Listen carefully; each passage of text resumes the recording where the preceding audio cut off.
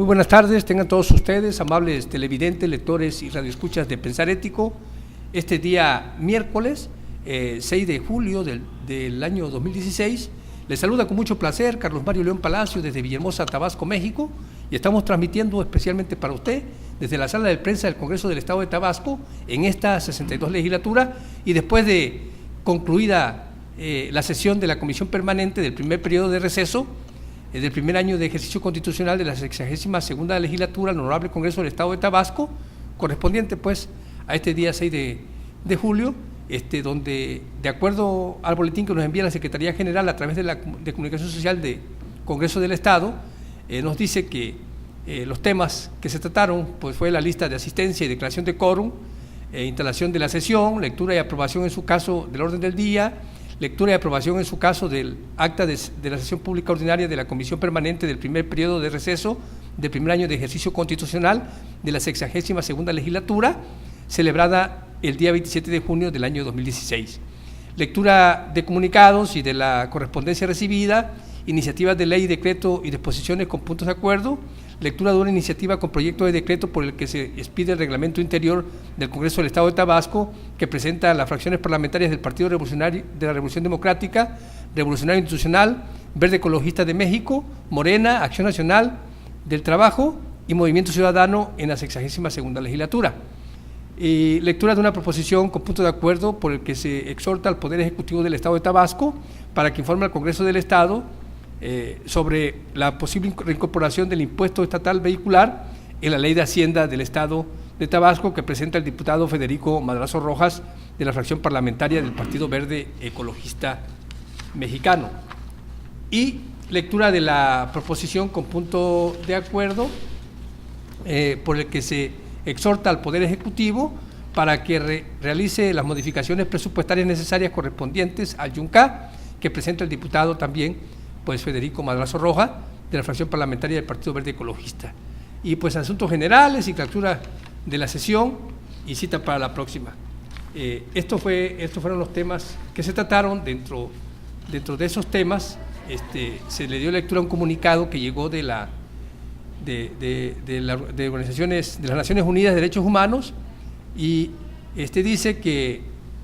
dirigido a los diputados Juan Pablo de la Fuente Utrilla, presidente de la Mesa Directiva del H Congreso del Estado de Tabasco, al diputado José Antonio Las Vegas Mitia, presidente de la Comisión Permanente del H Congreso del Estado de Tabasco, y nos dice que fue emitido el 15 de junio del 2016, y dice: estimados diputados, tenemos el agrado de dirigirnos a usted en nuestra calidad de representantes del Alto Comisionado de las Naciones Unidas para los Refugiados en México, ACNUR, y de representantes ahí de la Oficina de México del Alto Comisionado de la Unión de las Naciones Unidas para los Derechos Humanos, OACNUC, con el objetivo de alentar al H Congreso del Estado de Tabasco a aprobar a la brevedad posible el proyecto de decreto mediante el cual se reforma el párrafo segundo del artículo 11 de la Constitución Política de los Estados Unidos Mexicanos en materia de asilo, mismo que ya ha sido aprobado por unanimidad por ambas cámaras del Congreso de la Unión y remitido a los congresos locales. El proyecto de decreto referido incorpora una importante enmienda al segundo párrafo del artículo 11 constitucional, cuyo texto actual contiene una terminología equivocada en esta materia que se traduce en una formulación diferente en el reconocimiento del derecho humano de buscar y recibir asilo. Dice: con esta reforma se modifica el artículo 11 constitucional para reconocer el derecho a buscar y recibir asilo en su forma genérica, lo que conlleva un reconocimiento a las especies del mismo conforme a lo establecido en el derecho internacional y en la legislación internacional sobre la materia. De aprobarse la reforma, México dejaría plasmado en la Constitución su importante tradición en materia de otorgamiento de asilo político, su histórico papel en la protección de las personas refugiadas y su compromiso derivado de la ratificación de tratados internacionales en materia de derechos humanos y derecho internacional de los refugiados. Dice que el ACNUR y la OACNUC, en su momento saludamos públicamente la aprobación de la mencionada enmienda constitucional,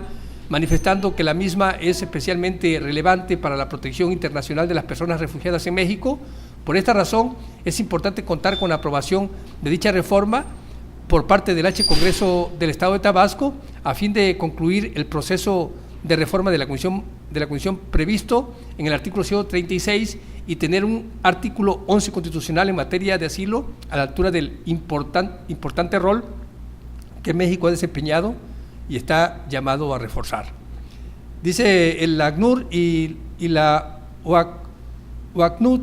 ofrecen su plena disponibilidad para brindar la asesoría y cooperación técnica que precise el Congreso del Estado de Tabasco dentro del marco del más amplio respeto a los procedimientos parlamentarios y en los términos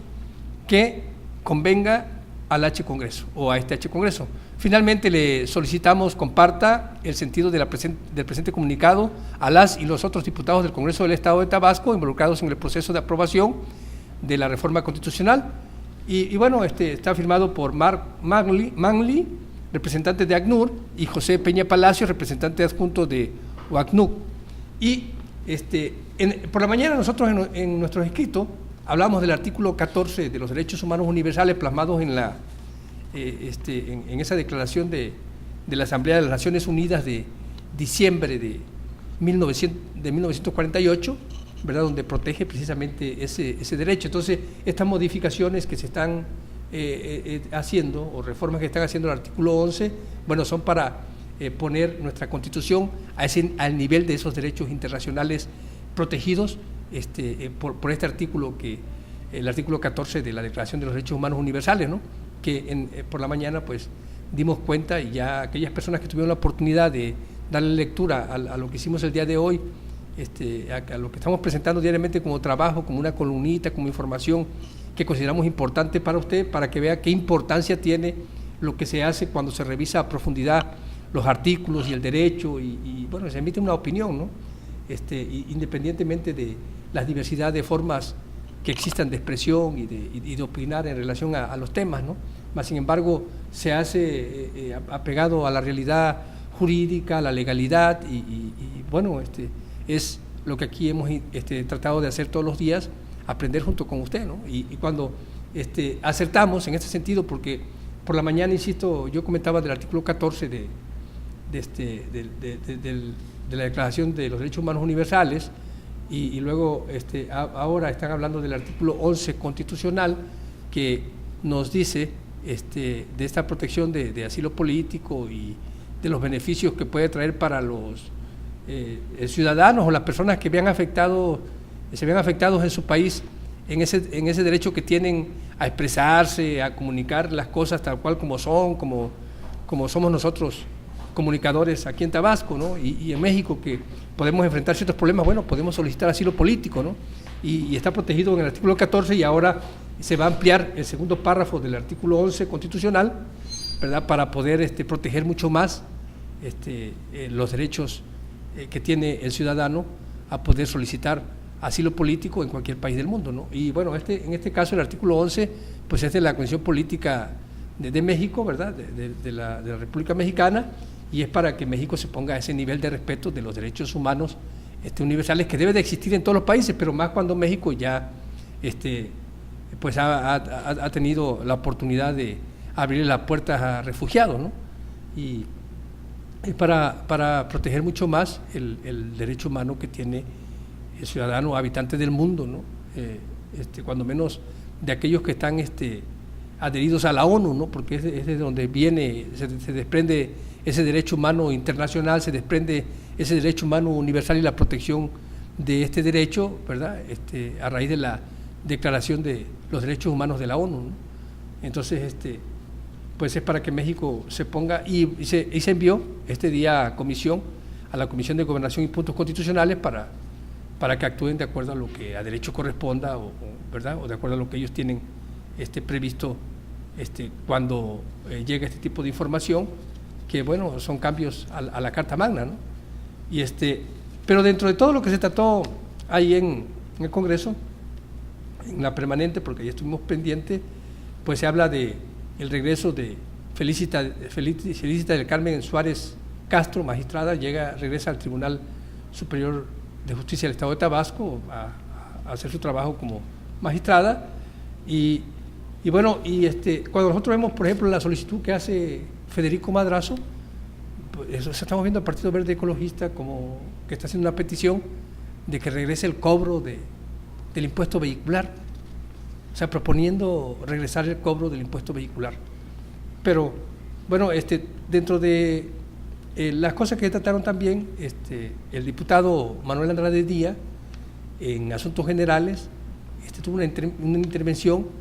donde volvió a solicitar que se llame al titular del ICET, Agapito Domínguez Lacroix, para que pues, rinda un informe, ¿no? O informe por qué no se hizo el reglamento de la ley del ICET como se tenía previsto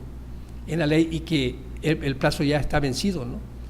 Y bueno, dice aquí consideraciones sobre el plazo que tenían los trabajadores para determinar si se quedan en el régimen anterior establecido en la ley del ICET o transitar al nuevo régimen establecido en la ley de Seguridad Social del Estado.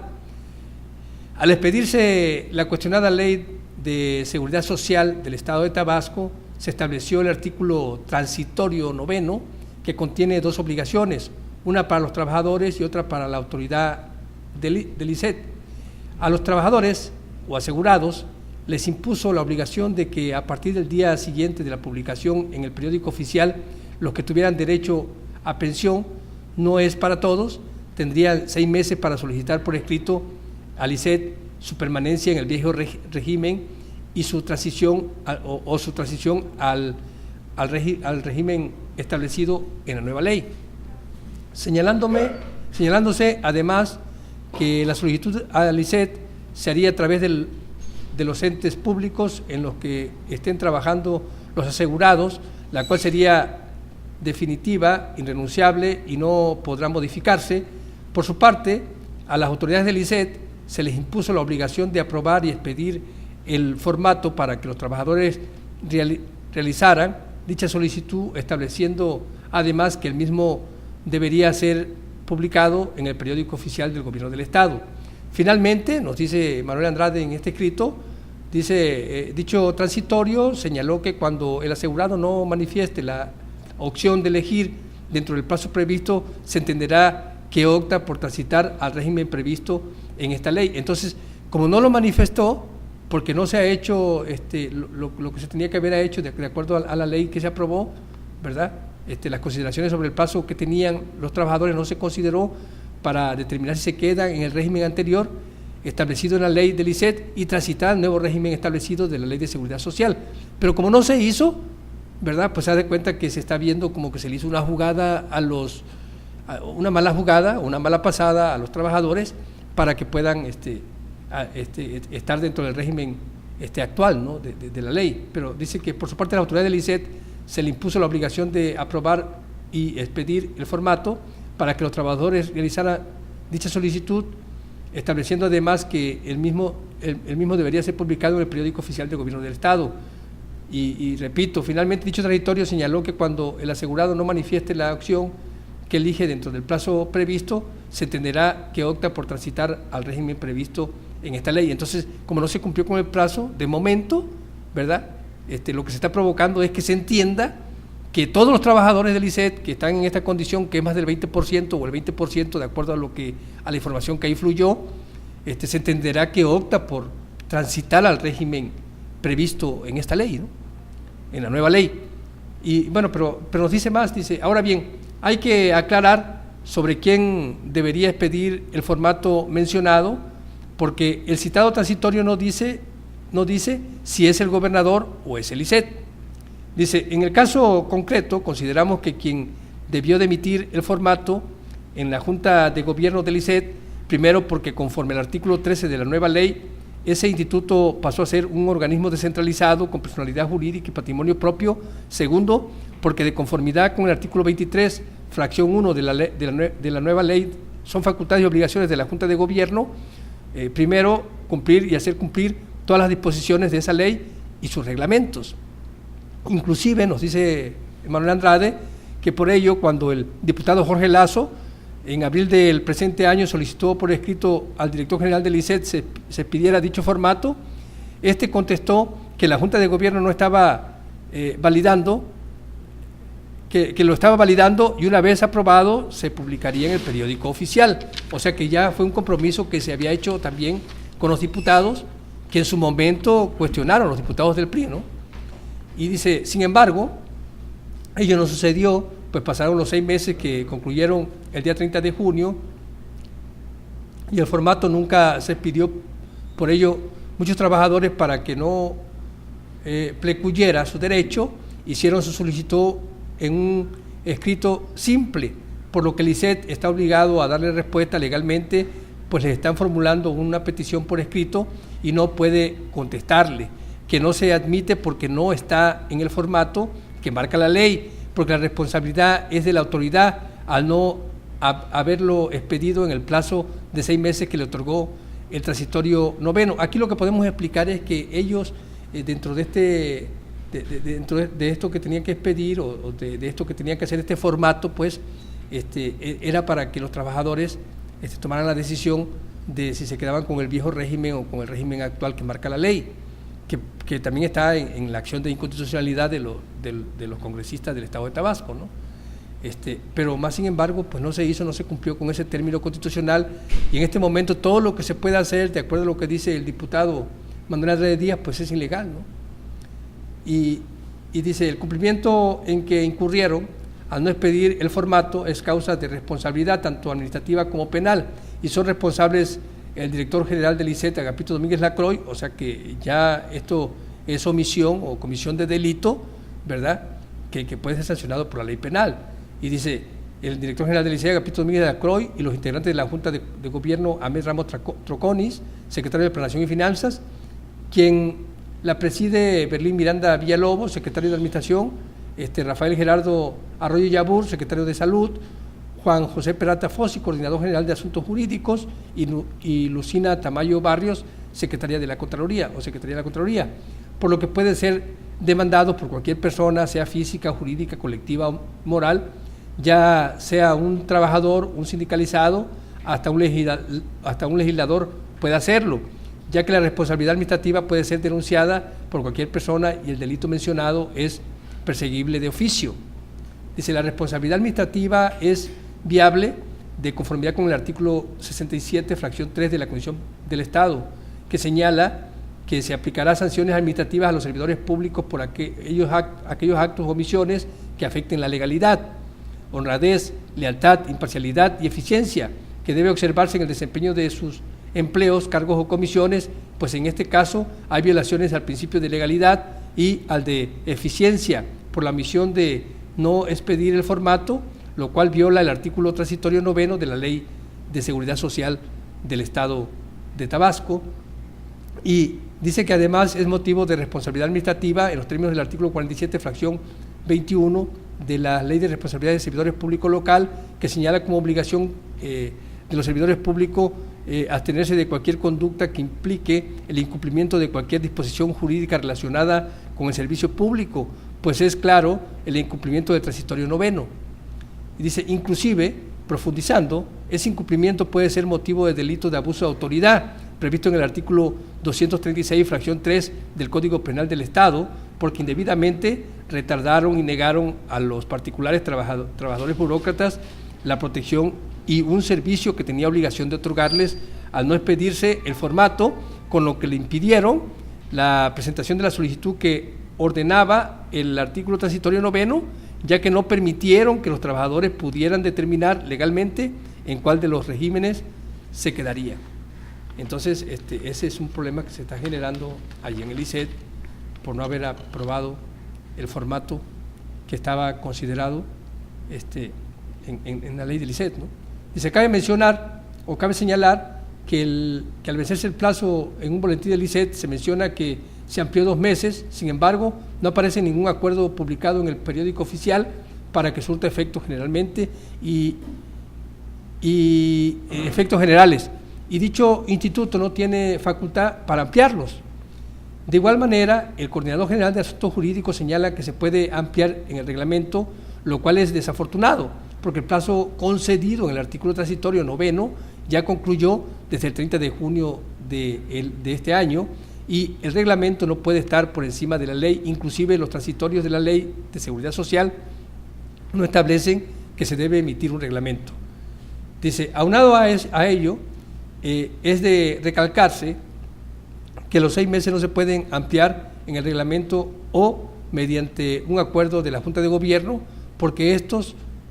no pueden ir más allá de lo que señala el referido artículo transitorio 9, que es muy claro en establecer un plazo de 6 meses que ya venció o feneció, y si querían hacerlo, debieron de haber promovido la reforma antes de que concluyeran estos 6 meses o emitir el reglamento o el acuerdo dentro de los 6 meses establecidos. De manera que es claro que hay violación a dicho transitorio y a los derechos de los trabajadores a los que les impidieron manifestar en el formato respectivo si se quedaban en el régimen de la ley anterior o transitaban a la nueva ley. Lo que hace sospechar que fue algo premeditado, porque ese mismo transitorio señala que en su última parte, que cuando el asegurado no manifieste la opción que elige dentro del plazo previsto, se entenderá que opta por transitar al régimen previsto por esta ley. Entonces ahí es donde también se señala de que, bueno, es una jugada que le están haciendo a los trabajadores del ISET, ¿no?, para que entren dentro del régimen que ellos aprobaron, que para donde más se beneficie a la administración del ISET, ¿no?, y que se perjudique en un dado momento los derechos de los trabajadores, que por supuesto posteriormente puede traer problemas entre conciliación y arbitraje, ¿verdad?, o de lo contencioso administrativo, que va a resultar en que van a ganar los trabajadores, pero mientras tanto se tiene que ir a otra instancia para poder resolver los problemas que se pudieron haber resuelto cuando, ¿verdad?, se hubiera hecho debidamente un formato, pero no se hizo. Entonces se violenta la ley, se está violentando la ley desde el ISET. Dice, lo anterior implica también que ahora todos los trabajadores automáticamente están sujetos al nuevo régimen por culpa de las autoridades del ISET a no haber expedido el formato correspondiente. De manera que el director del ISET y los miembros de la Junta de Gobierno están metidos en un grave conflicto jurídico al no haber acatado el transitorio. Y nos dice, en nuestra opinión, esa es la única vía idónea, porque conforme al artículo 138 de la Ley Orgánica del Poder Legislativo, en la reforma,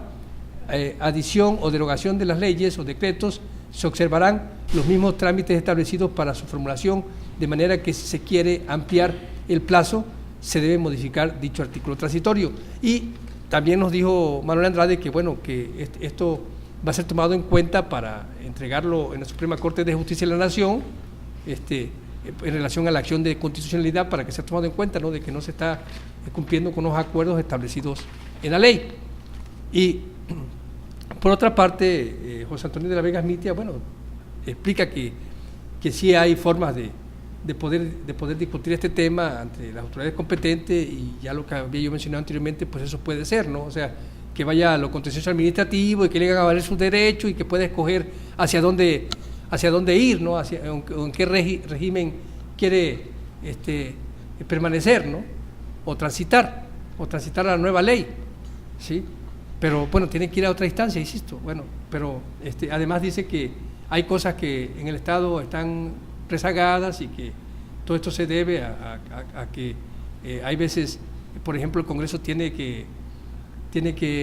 aprobar la existencia de instituciones y no la puede hacer porque no existe el presupuesto. En este caso sí es una omisión obvia de este reglamento y de este formato que se tenía que hacer, y no se hizo en el ISET, ¿no?, como no se han hecho muchas cosas. Entonces esto puede provocar de que sea llamado nuevamente a Agapito Domínguez Lacroix, o que puedan ser denunciados inclusive junto con la Junta de Gobierno, ¿no?, del ISET, que ya aquí dimos a conocer que está conformada por los integrantes de la Junta de Gobierno: Amé Ramos Traconi, Bertín Miranda Villalobos, Rafael Gerardo Arroyo Yabur, Juan José Peralta Fósil, ¿verdad?, y Lucila Tamayo Barrio, que es la secretaria de la Contraloría. Entonces pueden ser denunciados penalmente por haber omitido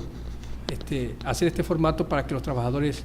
pudieran tomar esa decisión, y ya el plazo está vencido en estos momentos. Al concluir la sesión de la permanente, entramos a las entrevistas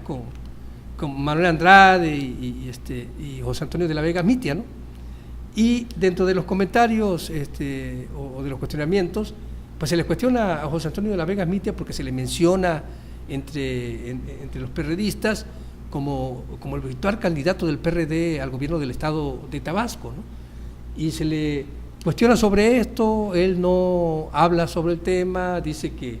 no se pueden caer en actos anticipados de campaña, que se debe ser respetuoso a los tiempos y que él está ahora enfocado en lo que es su trabajo legislativo. Y dentro de los comentarios que surgen ahí, pues Manuel Andrade Díaz dice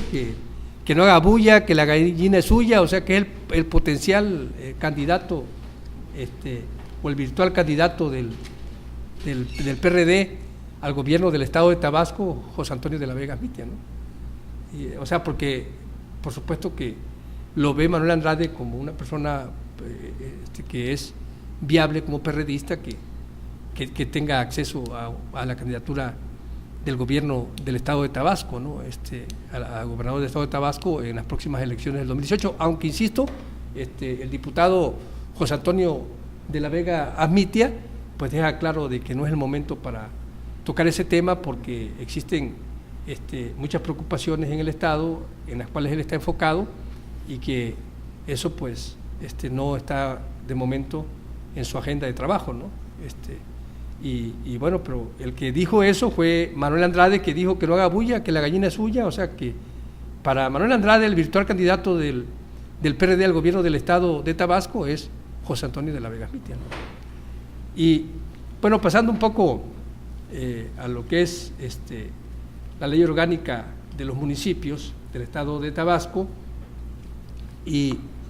en relación al título tercero de la suspensión y desaparición de los ayuntamientos y la revocación o suspensión del mandato de algunos de sus miembros, capítulo 1 de la suspensión de los ayuntamientos, artículo 55, dice que los cargos municipales de elección popular solo son renunciables por causas graves que calificará la legislatura del Estado. No obstante, lo anterior, un ayuntamiento podrá ser suspendido en los términos del artículo 36, fracción 32 de la Constitución Política Local o del Estado Libre y Soberano de Tabasco, cuando sus miembros incurran en las causas graves señaladas en el artículo 86, tercer párrafo de la misma, a saber, violación a la Constitución Federal y local, así como a las leyes que de ella emanen, y manejo indebido de fondos y recursos municipales. También serán suspendidos por las causas siguientes: porque sus integrantes fomenten y adopten una forma de gobierno distinta a la señalada por el artículo 40 de la Constitución Política de los Estados Unidos Mexicanos y en particular del Estado, y cuando existan entre sus miembros conflictos que hagan imposible el cumplimiento de los fines del ayuntamiento y el ejercicio de sus funciones. La legislatura del Estado hará la declaración correspondiente por acuerdo de las 2/3 partes de sus integrantes. Entonces, la suspensión de los ayuntamientos, pues esta es la forma en que se puede llevar a cabo, y por estas violaciones que acabamos de darle lectura, esto está plasmado en el artículo 55 del título tercero de la suspensión y desaparición de los ayuntamientos y de la revocación o suspensión del mandato de algunos de sus miembros, capítulo 1 de la suspensión de los ayuntamientos, de la ley orgánica de los municipios del estado de Tabasco. Eso es para que nosotros observemos cuáles son las formas en que puede desaparecer un ayuntamiento y por qué causas, ¿no? Y bueno, cuando nosotros observamos todo lo que se está haciendo en ese programa de prevención de delito que lleva a cabo la PGR a través de la licenciada Karen Julissa Lugo Grande,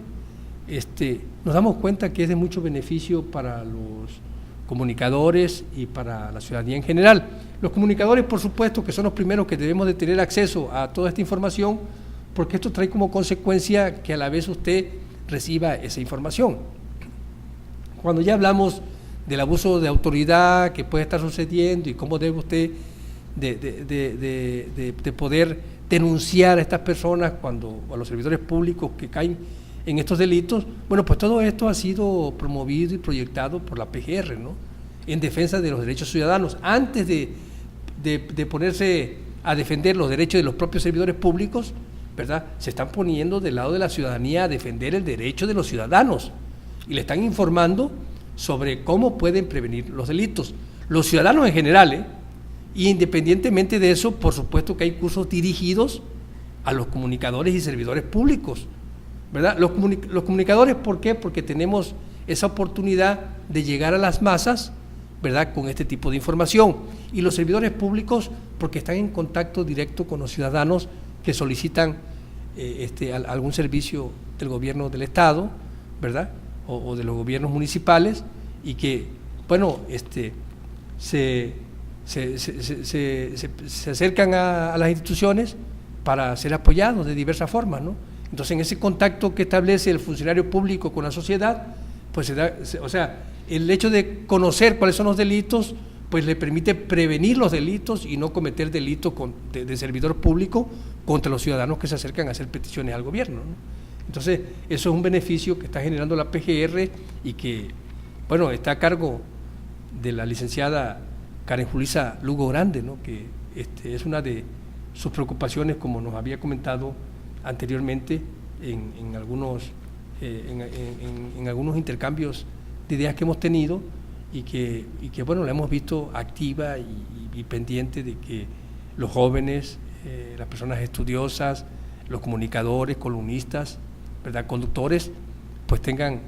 o sea, se acerquen a este conocimiento de la prevención del delito para poder apoyar mucho más a la ciudadanía, a aquella gente que tiene a bien seguirnos a través de las redes sociales, cuando menos en lo que compete a mi persona,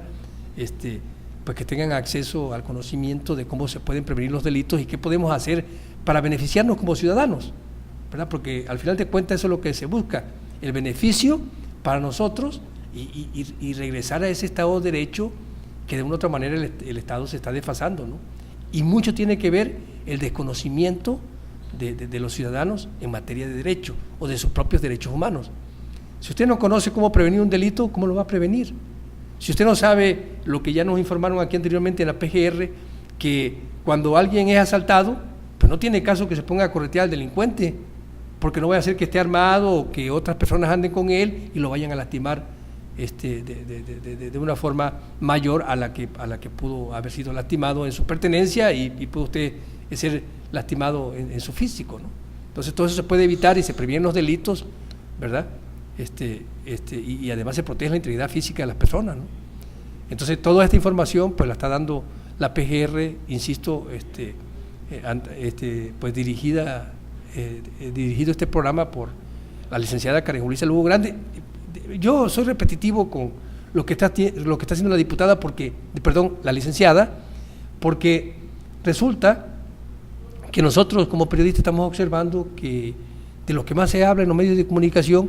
es en el problema serio que existe de inseguridad y que hay muchos delitos. Los índices delictivos están creciendo. Entonces, este programa trae como consecuencia que se bajen los índices delictivos. ¿Por qué? Porque se prepara a la sociedad, se prepara a la ciudadanía, ¿verdad?, en el momento que esté sucediendo algún delito, ¿verdad?, que lo puedan detectar, porque muchas veces los ciudadanos no sabemos ni qué es un delito.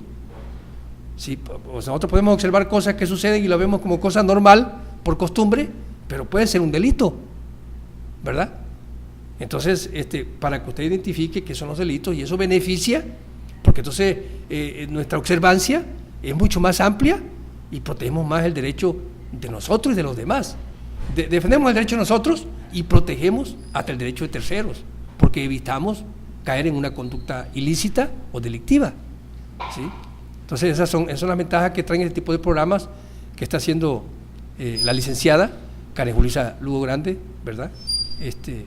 Y que bueno, la PGR está llevando a cabo aquí en Tabasco y en la capital del estado, sobre todo, que es donde se concentran los tres poderes y es donde se puede acercar a las universidades, a los estudiantes, ¿verdad?, a los escolapios, para acercarle esta información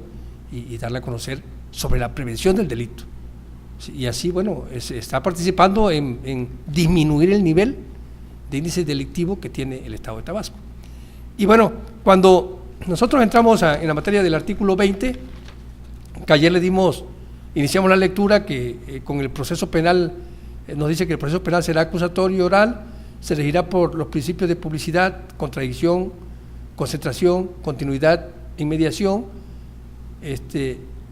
bueno, pues de la Comisión Política de los Estados Unidos Mexicanos. En la fracción 6 del inciso A nos dice que una vez iniciado el proceso penal, siempre y cuando no exista oposición del inculpado, se podrá decretar su término anticipada en los supuestos y bajo las modalidades que determine la ley. Si el imputado reconoce ante la autoridad judicial voluntariamente y con conocimiento de las consecuencias su participación en el delito y existen medios de convicción suficiente para corroborar la imputación, el juez citará audiencia de sentencia. La ley establecerá los beneficios que se podrán otorgar al inculpado cuando acepte su responsabilidad. Y en la fracción 8 nos dice que el juez solo condenará cuando exista convicción de la culpabilidad del procesado. En la fracción 9 nos dice que cualquier prueba obtenida con violación de los derechos fundamentales será nula, y en la fracción 10 los principios previstos en este artículo se observarán también en las audiencias preliminares a juicio. Bueno, hasta aquí vamos a dejar la lectura, ¿verdad? Para no ampliarnos mucho, y eso es lo que hemos estado nosotros tratando de acercar a usted como conocimiento, porque consideramos que es verdaderamente importante que tenga usted acceso a este tipo de información, ¿no? En el caso, mucha gente diría, bueno, ¿y qué tiene que ver que José Antonio de la Vega Mitia sea propuesto para ser gobernador? Bueno, tiene que ver porque es una persona que, como quiera que sea, es un líder político en el estado de Tabasco y que se menciona en el Partido Revolucionario Institucional, bueno, lo mencionó el líder coordinador de la fracción parlamentaria del Partido Revolucionario Institucional como un potencial candidato en el PRD, ¿no? Y bueno, esto trae como consecuencia que usted puede tener quiénes son los actores políticos que están en estos momentos representando un partido y que posteriormente pueden ser los candidatos, ¿no? Porque si las personas con experiencia dentro del ámbito político están observando que José Antonio de la Vega Mitia puede ser o es el virtual candidato al gobierno del estado de Tabasco en el 2018, ¿verdad? Y se está comentando, pues entonces nosotros como ciudadanos debemos de estar